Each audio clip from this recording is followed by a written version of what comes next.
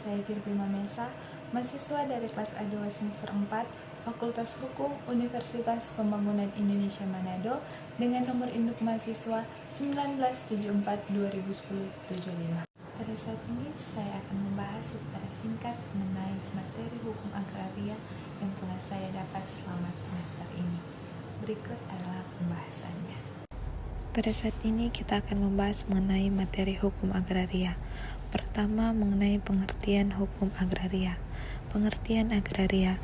Kata agraria menurut Budi Harsono berasal dari kata agrarius, ager dalam bahasa Latin atau agros dalam bahasa Yunani, aker dalam bahasa Belanda yang artinya tanah pertanian. Menurut Kamus Besar Bahasa Indonesia, agraria berarti urusan pertanian atau tanah pertanian, juga urusan pemilikan tanah. Dalam Undang-Undang Nomor 5 Tahun 1960 tentang Undang-Undang Pokok Agraria atau UUPA tidak memberikan pengertian, hanya memberikan ruang lingkup agraria sebagaimana yang tercantum dalam konsideran, tidak pula dalam pasal-pasal maupun penjelasannya. Ruang lingkup agraria menurut UUPA meliputi bumi, air, ruang angkasa, dan kekayaan alam yang mengandung di dalamnya. Pengertian hukum agraria menurut Budi Harsono memberikan arti yang luas pada hukum agraria karena mencakup seluruh ketentuan baik hukum perdata, hukum tata negara maupun hukum tata usaha negara yang mengatur hubungan-hubungan antara orang termasuk badan hukum dengan bumi, air, dan ruang angkasa dalam seluruh wilayah negara dan mengatur pula wewenang-wewenang yang bersumber pada hubungan-hubungan tersebut. Menurut UUPA, yang dimaksud dengan hukum agraria jauh lebih luas dari hukum pertanahan, yang meliputi hukum perairan, keruang angkasaan, pertambangan, perikanan, dan sebagainya. Hukum agraria dalam arti luas, yaitu bidang hukum positif yang mengatur unsur-unsur sumber alam dan masing-masing unsur dijabarkan lebih lanjut dalam bidang hukum tertentu yang meliputi hukum tanah, hukum air, hukum pertambangan, hukum perikanan, hukum kehutanan, dan hukum ruang angkasa. Berikut masuk dalam hukum agraria sebelum berlakunya UUPA. Hukum tanah yang dualistik dan pluralistik sebagaimana halnya dalam hukum perdata yang bersumber pada KUH Perdata. Hukum agraria lama mempunyai sifat dualistis sebagai akibat politik hukum dari pemerintah kolonial Belanda dahulu. Dualisme dalam hukum agraria artinya di samping berlakunya hukum agraria adat yang bersumber pada hukum adat, saat itu juga berlaku hukum agraria barat yang bersumber pada hukum perdata barat. Hak-hak atas tanah yang diatur menurut hukum adat disebut dengan tanah adat atau tanah Indonesia. Hukum agraria adat sumber pada hukum adat sifatnya tidak tertulis, jiwanya gotong royong dan kekeluargaan sesuai dengan sifat hukum adat. Meskipun hukum agraria adat tersebut pokok-pokok dan asas-asasnya sama, tetapi menunjukkan juga adanya perbedaan-perbedaan berdasarkan daerah atau masyarakat tempat berlaku hukum agraria adat itu.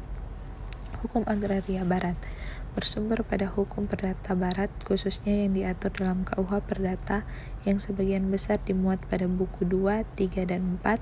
Sifatnya tertulis, oleh sebab itu nampak formulasinya tegas dan mudah untuk dipaksakan, berlakunya sebagai hukum positif. Ketiga, kita masuk dalam hubungan fungsional antara hukum adat dengan hukum tanah nasional. Hukum adat sebagai sumber utama hukum tanah nasional terdiri dari bahan-bahan berupa 1. Konsepsi. Konsepsi dalam pasal 1 ayat 2 terdiri dari sifat komunalistik dan sifat religius. Yang kedua, asas-asas yang terdiri dari asas religiusitas, kedua asas kebangsaan, ketiga asas demokrasi, keempat asas kemasyarakatan, pemerataan dan keadilan sosial, kelima asas penggunaan dan pemeliharaan tanah secara berencana, dan yang keenam asas pemisahan horizontal tanah dengan bangunan dan tanaman yang ada di atasnya. Ketiga, sistem yang terdiri dari sistem hukum adat dan sistem hukum tanah nasional. Dan yang keempat yaitu lembaga jual beli tanah. Kita masuk dalam cara perolehan tanah. Dalam UU-PA terdiri dari 2 macam tanah, yaitu 1. Tanah negara dan yang kedua tanah hak. Syarat-syarat perolehan tanah yaitu status tanahnya, kedua status orang atau badan hukum yang memerlukan tanah, ketiga ada atau tidaknya kesediaan pemegang hak untuk melepaskan haknya atau menjual tanahnya. Berikut masuk dalam cara perolehan tanah yaitu permohonan hak, kedua pemindahan hak atas tanah, ketiga pelepasan hak dan pembebasan tanah, dan yang keempat pencabutan hak atas tanah. Kita masuk dalam materi pendaftaran tanah. Dalam pasal 1 ayat 1, pendaftaran tanah adalah rangkaian kegiatan yang dilakukan oleh pemerintah secara terus-menerus, berkesinambungan dan teratur, meliputi pengumpulan, pengolahan, pembukuan, dan penyajian serta pemeliharaan data fisik dan data yuridis dalam bentuk peta dan daftar mengenai bidang-bidang tanah dan satuan-satuan rumah susun, termasuk pemberian surat tanah bukti haknya bagi bidang-bidang tanah yang sudah ada haknya dan hak milik atas satuan rumah susun serta hak-hak tertentu yang membebaninya. Asas-asas pendaftaran tanah terdiri dari asas sederhana, asas aman, asas terjangkau, asas mutakhir, asas terbuka. Tujuan pendaftaran tanah yaitu untuk memberikan kepastian dan perlindungan hukum, untuk menyediakan informasi kepada pihak yang berkepentingan termasuk pemerintah agar dengan mudah memperoleh data, dan yang ketiga untuk terselenggaranya tertib administrasi pertanahan. Sistem publikasi dalam pendaftaran tanah dalam UU-PA memakai sistem publikasi negatif, artinya walaupun mengandung unsur positif, sertifikat hanya dinyatakan sebagai pembukti yang kuat. Sistem pendaftaran tanah dunia terdiri dari sistem Torrens, sistem positif, dan sistem negatif. Pada saat ini kita masuk dalam konversi hak-hak atas tanah. Konversi hak atas tanah adalah perubahan hak atas tanah yang lama menjadi hak atas tanah yang sesuai dengan ketentuan UU-PA.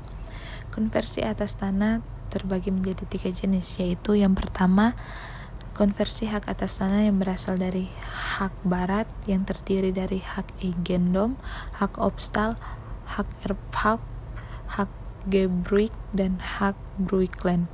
Yang kedua, hak atas tanah yang berasal dari tanah bekas hak Indonesia, terdiri dari hak erfhak, hak agrarische eigendom, dan yang ketiga hak golongan.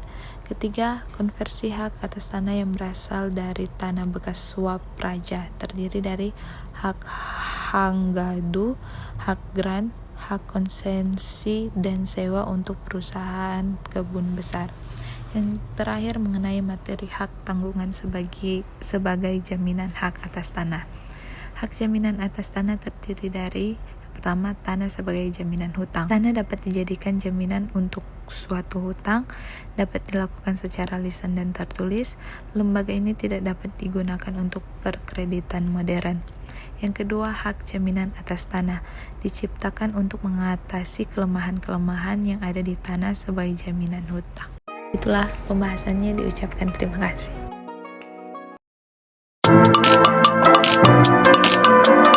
Kalian baru tamat SMA atau SMK dan masih bingung mau kuliah di mana dan jurusan apa, atau mau mencari tempat kuliah dengan biaya yang terjangkau dan fasilitas yang memadai, namun dengan tenaga didik yang profesional.